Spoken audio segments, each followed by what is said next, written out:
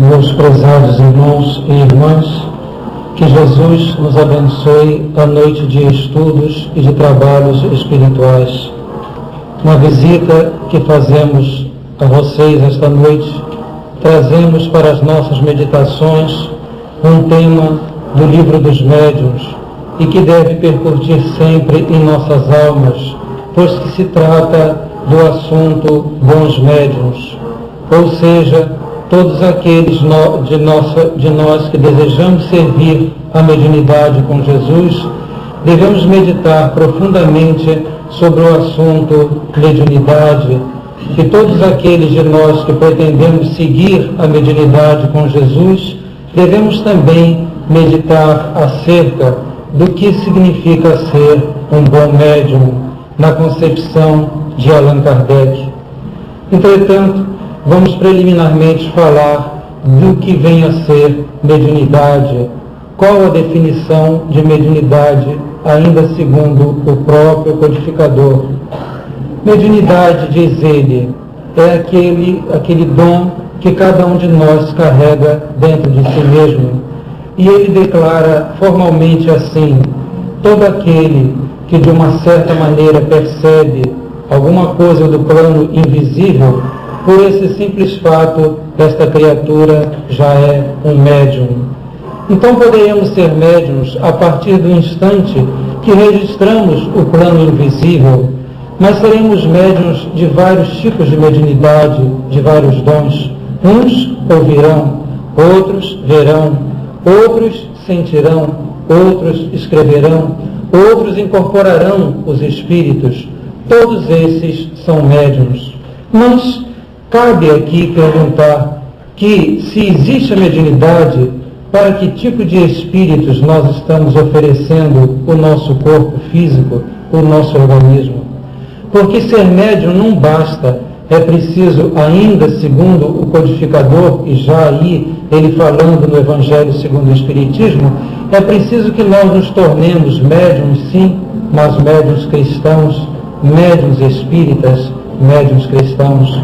Porque médium poderá ser toda aquela criatura que registra o plano invisível, mas, nesse caso, iremos classificar como médium o companheiro que do lado de fora se entrega a práticas exóticas, o que coloca os chamados despachos, a criatura que para exercer a sua mediunidade se paramenta de um gesto todo diferente, de uma roupa toda diferente, e que para receber os espíritos também adota uma movimentação toda ela diferente. Ora, esta criatura também será médium, mas não será o médium, segundo Allan Kardec, o médium cristão, o médium espírita, que não precisa de nada disso para confabular com o plano invisível, precisa tão somente estar sinceramente desejosa de entrar em comunicação com o mundo invisível. Então, segundo Kardec, segundo a codificação kardeciana, somos médiums a partir do momento que registramos o plano invisível, mas também somos médiuns ainda, segundo Kardec, somos médiuns cristãos, médiuns espíritas, a partir do momento em que temos a simplicidade, temos o amor, temos a conceituação espírita de viver, temos o desejo de acertar, procuramos agir corretamente, procuramos agir dentro da pauta das boas ações. E é o próprio Kardec, no livro Evangelho segundo o Espiritismo, no capítulo em que ele fala do sede perfeitos, no capítulo 17, aonde ele coloca a classificação do verdadeiro espírita, quando ele diz assim: reconhece-se o verdadeiro espírita pela sua transformação moral, pelos esforços que ele faz para vencer as suas más tendências. Ora, meus irmãos, a partir dessa classificação, nós que não pretendemos ser apenas médiuns, mas pretendemos ser médiuns espíritas, pretendemos ser médiuns cristãos, nós já começamos a sentir que ser bom médium significa que cada um de nós, o esforço de cada um de nós para se tornar um verdadeiro cristão, um verdadeiro homem de bem. Bom, passado por esta apreciação, por esse introito, vamos ouvir aqui uma outra coisa.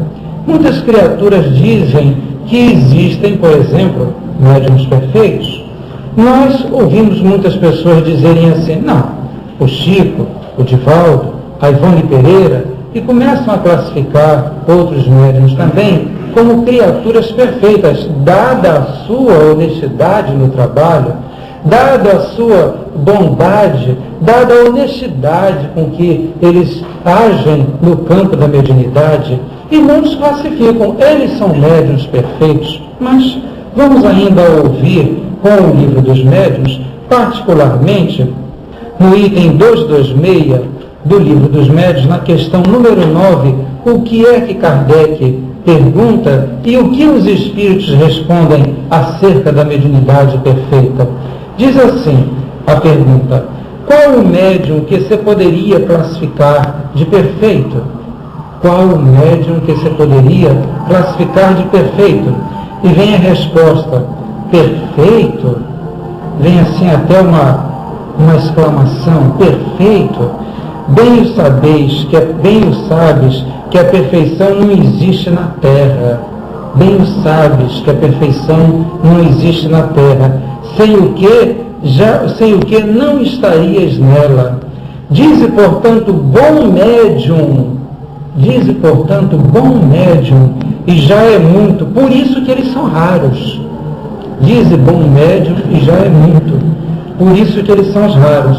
E vem a definição, segundo o plano espiritual e não segundo a nossa conceituação humana, do que vem a ser médium perfeito.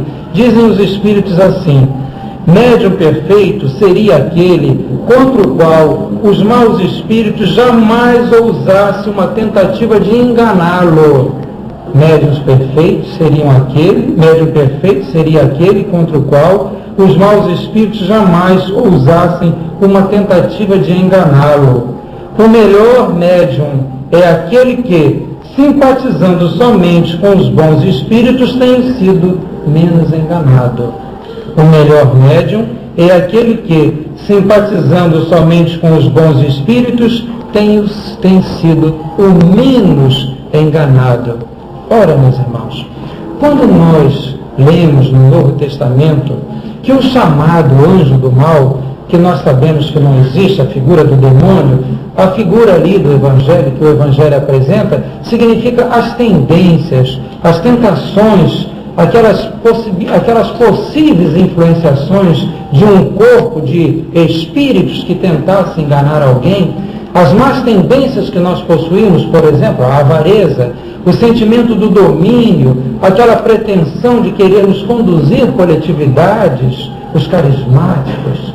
Quando nós entendemos que Jesus um dia foi testado por estas forças, não por um homem, porque nenhum homem conseguiria testar a Jesus, mas as forças do mal, a força do mundo poderia testar a Jesus. Por quê? Porque Jesus estaria estando junto de um planeta, junto de homens débeis, de homens que tentassem envolvê-lo. Estas sim poderiam se apresentar a Jesus. Poderiam, entre aspas, dizermos que essas teriam forças de se apresentar a Jesus, como se apresentaram aos outros apóstolos, e eles foram assim, foram numa queda. O próprio Judas, nós sabemos que ele pensava que Jesus fosse o Salvador humano. Pedro, quantas vezes, em quantos episódios Pedro começa a ter aqueles rompantes de médium violento, de médium deseducado?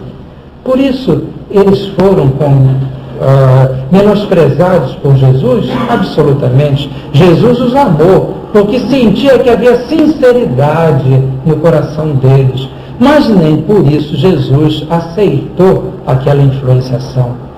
Simão, Pedro, quem dizes que eu sou? Tu és o Cristo. É o único momento que Jesus aceita uma palavra nesse sentido. Tu és o Cristo de Deus. Entretanto, o próprio Jesus, uma vez também disse para o próprio Simão Pedro: afasta-te de mim, Satanás. Como que entendendo que Simão naquele momento, apesar de todo o seu poder espiritual, Simão naquele momento estava sendo veículo de uma força negativa que tentava inocular em Jesus o orgulho, tentava inocular em Jesus um sentimento menos digno.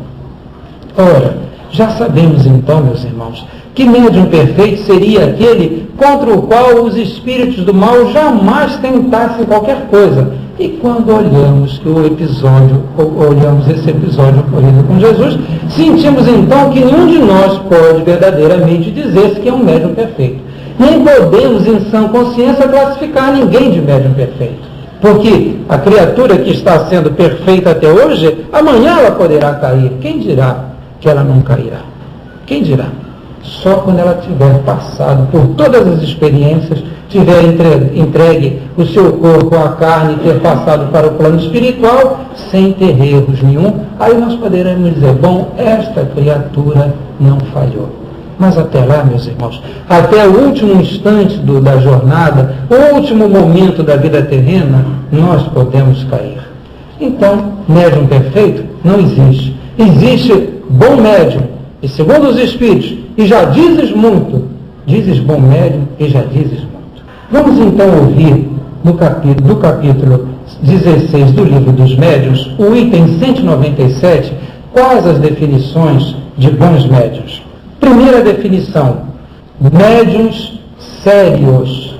Médiuns sérios, os que unicamente para o bem se servem de suas faculdades e para fins verdadeiramente úteis. Médiuns sérios, os que unicamente para o bem se servem de suas faculdades e para fins verdadeiramente úteis. Acreditam profanar a sua faculdade utilizando-se dela para a satisfação de curiosos e de indiferentes ou para futilidades. Meus irmãos, isso é muito sério. Aqui está, médium sério é aquele que unicamente para o bem se serve, estou trazendo para a primeira pessoa, aquele que unicamente para o bem se serve de sua faculdade e para fim verdadeiramente útil, acredita profanar sua mediunidade quando ele se utiliza dela para a satisfação de curiosos, de indiferentes ou então para futilidades. Quantos de nós, médiuns, somos tentados, quantas vezes, a dizer assim, mas o fulano quer uma demonstração, então eu vou dar uma demonstração para ele de que eu sou médium, ou de que a mediunidade existe. Será que nesse momento nós não estamos profanando a nossa mediunidade? O tempo dele virá como o nosso tempo veio também. E o de todos nós. Quantos de nós aqui estamos que desacreditamos um dia dos fenômenos mediúnicos e hoje estamos pacificamente lendo livros mediúnicos, tomando o passe, acreditando de uma maneira singela na existência do Espírito, e não foi preciso que nenhum médium chegasse e impusesse as suas mãos na nossa cabeça e nos fizesse ver, ouvir ou sentir qualquer coisa.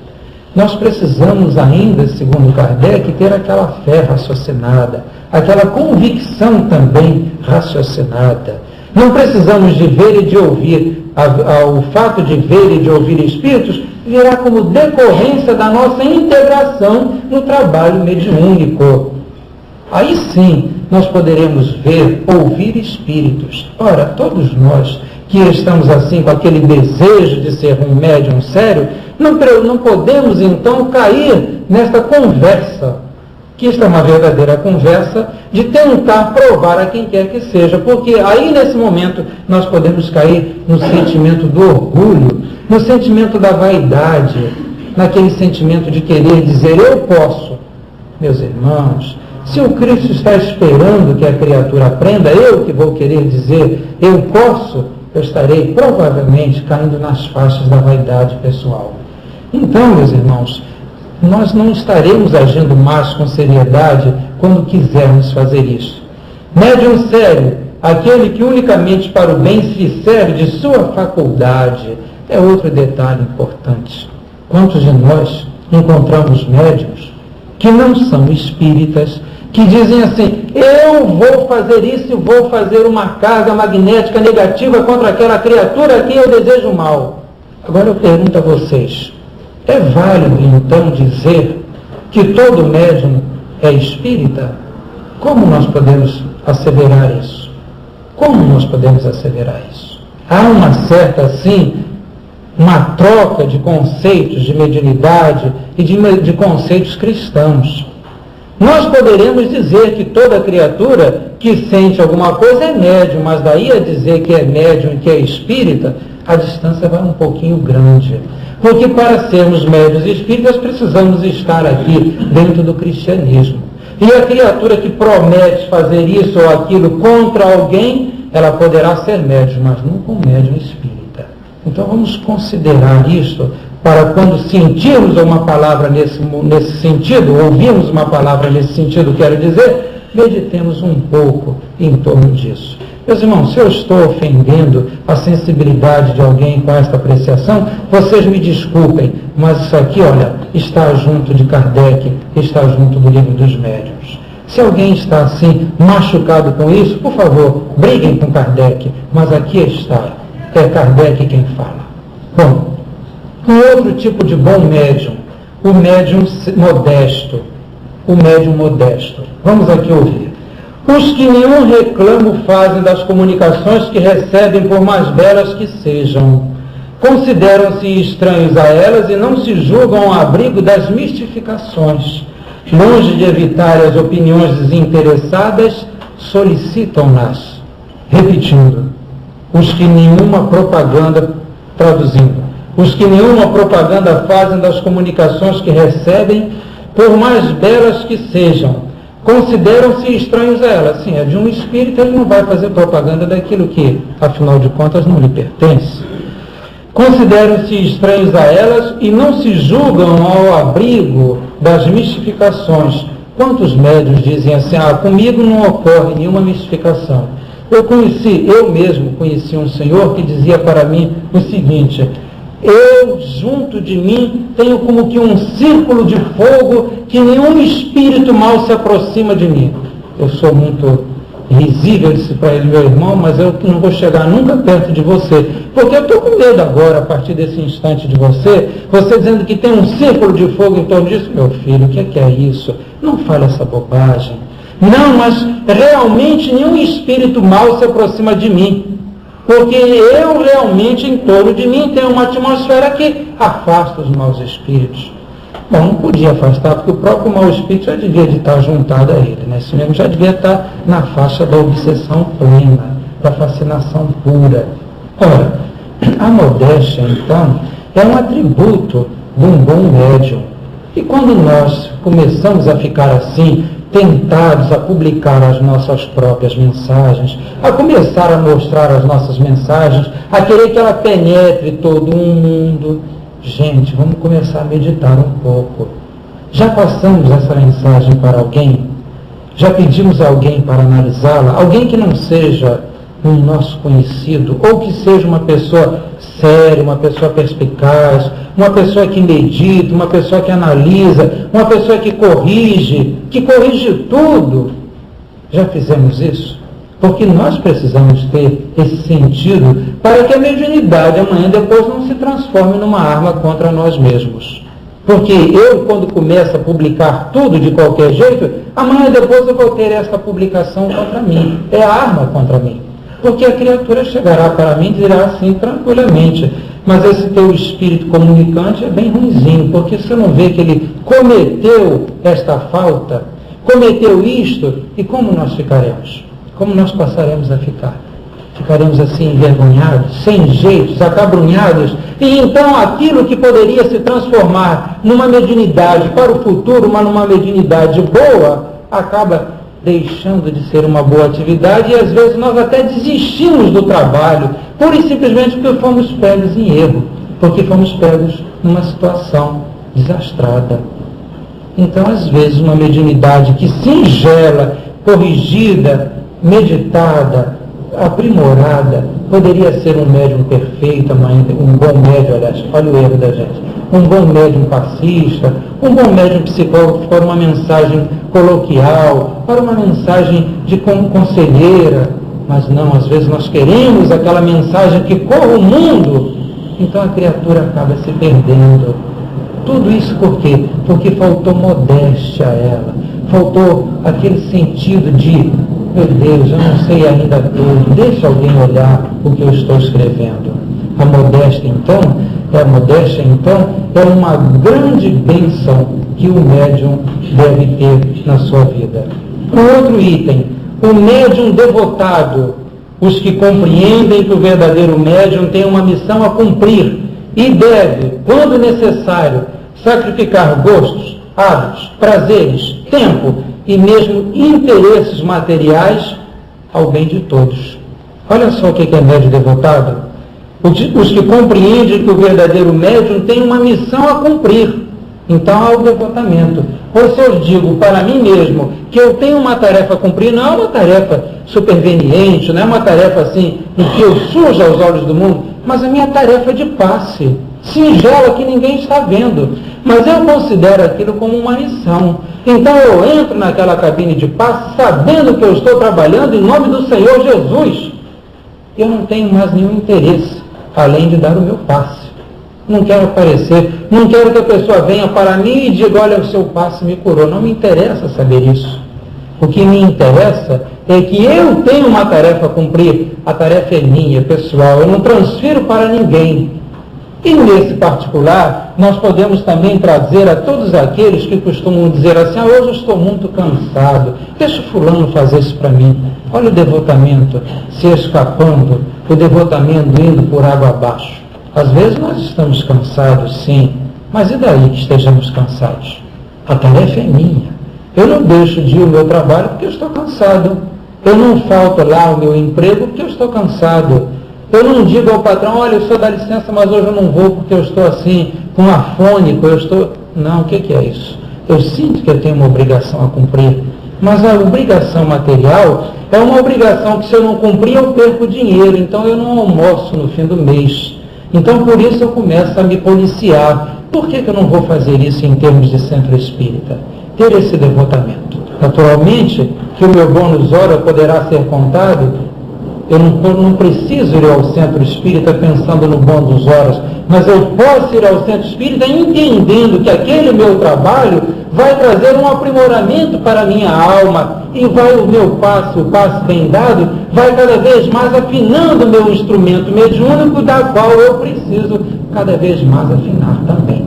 Então eu não falto ao trabalho mediúnico, não é por nada não, é porque eu tenho interesse em aprender, eu tenho interesse em servir, eu tenho interesse em me comunicar com o semelhante que vai buscar o passe, em me comunicar com o plano invisível. Então é de meu interesse procurar a casa espírita. Nisso há o devotamento. Quando um dia eu tiver amor bastante no coração, eu irei por puro amor. Também por devotamento, mas por puro amor. Enquanto eu não tiver esse amor no coração, eu vou por disciplina. Mas não faz mal, eu vou. Porque a disciplina precede ao amor. Um dia eu faço isso por disciplina, mas amanhã eu farei por amor. Então o meu devotamento junto à casa espírita exige de mim o comparecimento à sessão, exige de mim a compreensão do fenômeno mediúnico, exige de mim o entrosamento com as disciplinas da casa, exige de mim o conhecimento das obras básicas, exige de mim tudo que signifique aprimoramento da qualidade mediúnica.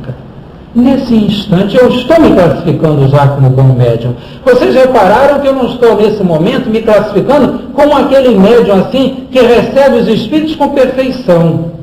Reparem que Kardec ainda não falou nisso. Kardec ainda não falou isso. Ele tocou apenas em quê? Na seriedade, tocou na modéstia e tocou no devotamento.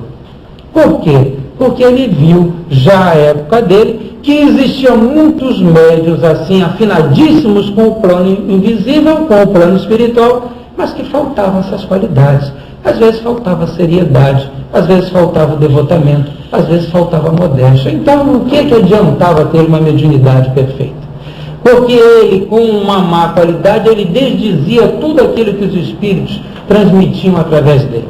E Kardec também, se nós analisarmos ainda mais profundamente, vocês reparem que ainda no próprio livro dos médiuns, no capítulo 1 e 2, Kardec lembra que antes da criatura tornar-se médium, é preciso que ela se torne espírita. Por quê? Por que isso? Porque quando eu me tornar espírita, eu realmente policiarei a minha mediunidade. E então eu não incorrerei em falhas. Eu procurarei estar dentro da programação doutrinária. Ora, neste momento, muitas criaturas aí fora, no mundo inteiro, estarão exercendo a sua mediunidade muito bem, melhor do que, às vezes melhor do que qualquer um de nós aqui. Mas vai aquela prepotência, vai o domínio, vai a tentativa de trazer a multidão para dentro junto dela, para que ela possa dizer: eu mando, eu tenho sobre as minhas mãos não sei quantos centros espíritas, no meu público, todo o público que me assiste me obedece. Pode ser um médium, dar comunicações, dizer coisas que nenhum de nós aqui tenha condições de dizer, dado a percepção mediúnica, mas deixou de ser um médium espírita. Passou a ser apenas um médium. Em São Paulo, nós, uma vez visitando uma das cidades do interior de São Paulo, encontramos um centro espírita que ali se exerce a mediunidade no mais alto grau. Chegamos lá, fazendo uma visita de cortesia à instituição, sentimos que faltava alguma coisa.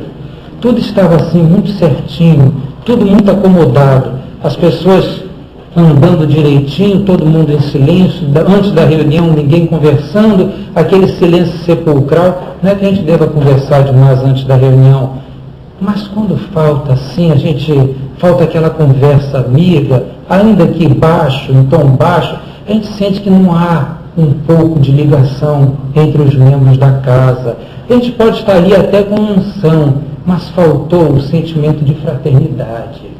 Então, tudo assim muito certinho, todo mundo obedecendo as mesmas normas, todo mundo pisando no mesmo pisar, todo mundo tomando a água fluida do mesmo modo. Gente, está faltando alguma coisa aqui.